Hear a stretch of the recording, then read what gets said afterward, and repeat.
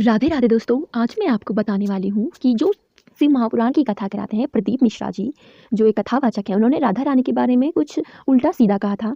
तो उन्होंने बरसाना आकर नाक रगड़कर माफ़ी मांगी। तो हम बताते हैं आपको पूरी स्टोरी। राधा रानी पर दिए बयान को लेकर माफ़ी मांगने प्रदीप मिश्रा बरसाना पहुंचे। राधा रानी के दरबार में उन्होंने नाक रगड़कर माफ़ी मांगी। इसके अलावा उन्होंने ब्रजवासियों से भी माफ़ी मांगी। बता दें कि मध्य प्रदेश में राधा रानी पर दिए बयान के बाद प्रेमानंद महाराज ने नाराजगी नाराजगी जताई। प्रदीप मिश्रा ने अपने प्रवचन में कहा था कि राधा रानी जी का विवाह छाता में हुआ था। राधा जी राधा जी बरसाने की नहीं, रावल की रहने वाली थी।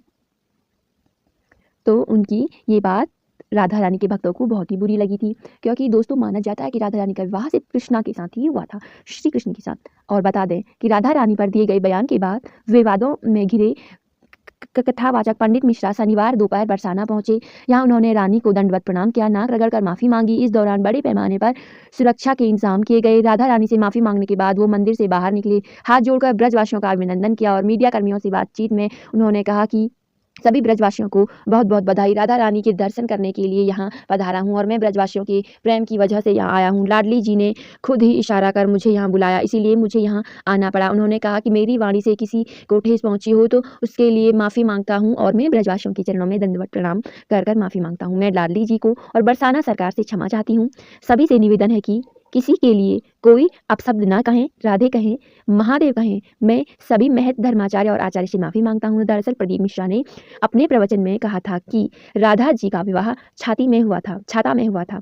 राधा जी बरसाने की नहीं थी, रावल की रहने वाली थी। बरसाने में तो राधा जी के पिता की कचहरी थी और जहां वह साल भर में आती थी, जिसके बाद संत समाज नाराज देखने को मिला।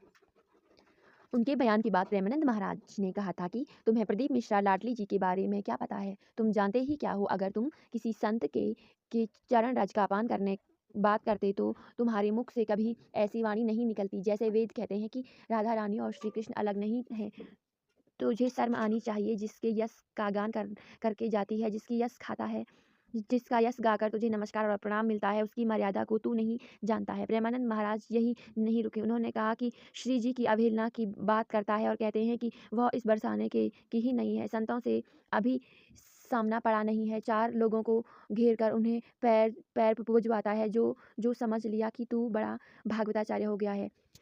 रही बात श्री जी बरसाने की है या नहीं है, तुमने कितने ग्रंथों का अध्ययन किया है? 4 श्लोक पढ़ किया लिए भागवत प्रवक्ता बन गए, तुमको नरक में जाओगे। ये प्रेमानंद महाराज जी ने कहा था।